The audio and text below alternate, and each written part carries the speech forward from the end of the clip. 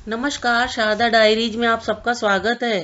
अपनी महंगी चमचमाती कार से बाहर उतरते ही राखी ने इधर उधर नजर दौड़ाई।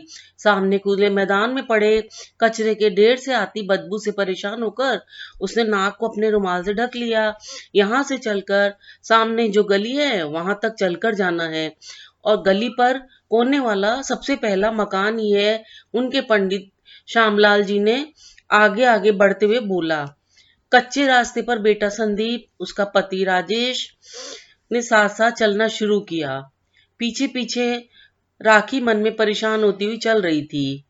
तभी वह बेटे संदीप से बोली, ऐसी जगह पर तेरी ससुराल का सोच कर भी घिन आती है।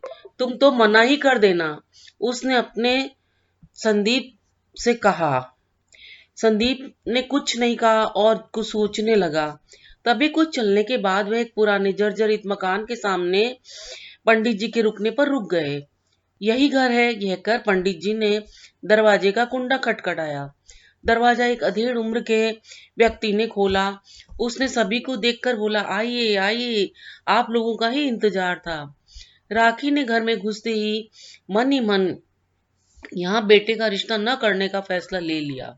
संदीप ने कमरे में इधर उधर नजर दौड़ाई तो देखा दीवारें बदरंग हो रही थी। छत का पंखा भी हवा फेंकने की बजाय आवाज ज्यादा कर रहा था। बैठने के लिए 6 कुर्सियां लगी हुई थी। सब उन्हीं कुर्सियों पर बैठ गए। तभी वह प्रौढ़ व्यक्ति, जिसका नाम रामदास था, अंदर चले गए। और तभी पंडित जी ने राखी के चेहरे के भाव को समझते हुए बोला, रामदास जी की आर्थिक स्थिति खराब है पर परिवार संस्कारी है। इनकी भांजी बहुत ही गुणी है। तभी रामदास जी वापस आ गए।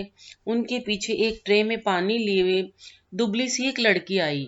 रामदास जी ने उसके बारे में बताया, यह मेरी लड़की रमा है, इसने 12वीं पास करी है। रमा ने सबको नमस्ते किया और पानी के गिलास सर्व करके चली गई। तभी रामदास जी ने कहा, नीना 6 साल की थी तभी एक दुर्घटना में उसके मम्मी पापा नहीं रहे। तब से वह मेरे पास ही है।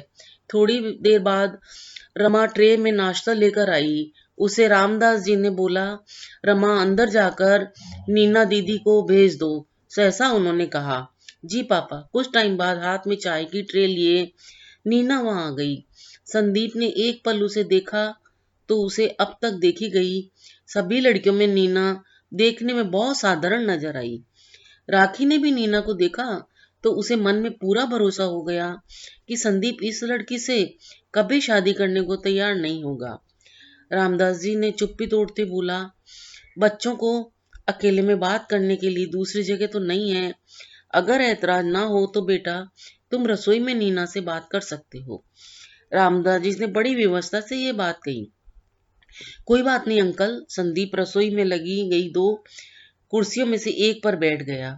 तभी संदीप ने बात शुरू करते हुए नीना से कहा, पंडित जी से हमारा पुराना परिचय है। उन्होंने आपके बारे में काफी कुछ बताया। मुझे और कुछ ज्यादा जानने की जरूरत नहीं लगती है। आपको कुछ पूछना है तो आप निसंकोच पूछ सकती हैं।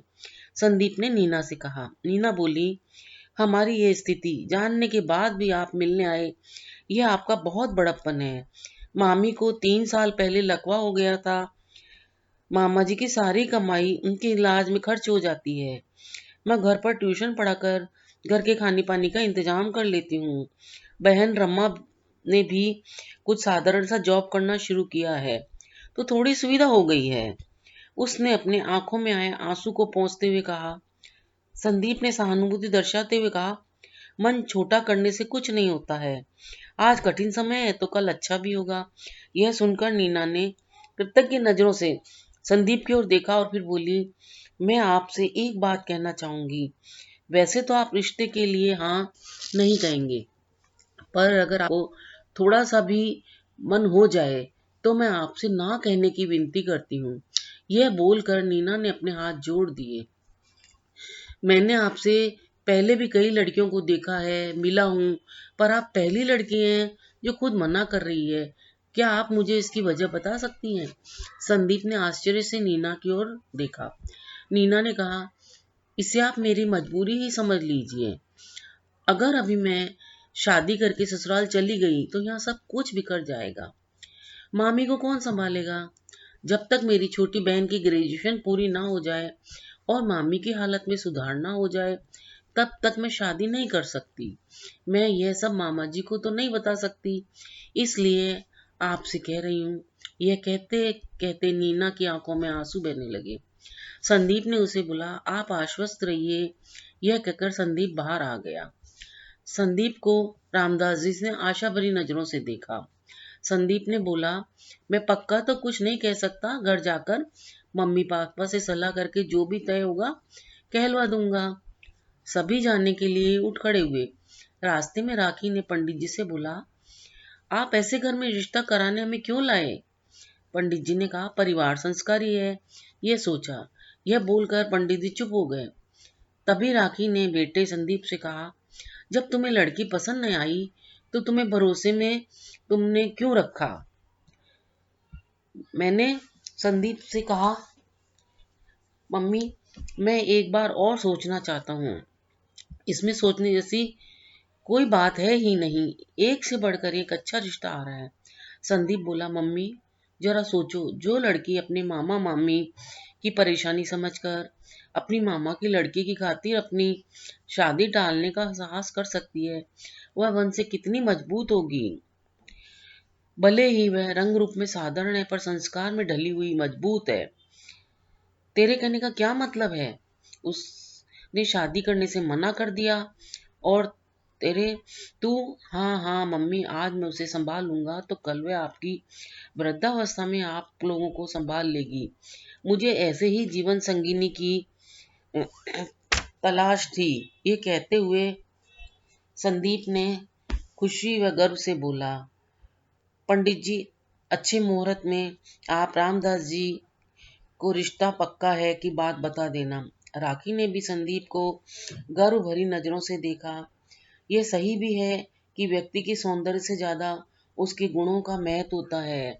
अगर आपको ये मेरी कहानी अच्छी लगी हो तो कृपया वीडियो को लाइक शेयर सब्सक्राइब करना ना भूलें। वीडियो देखने के लिए धन्यवाद।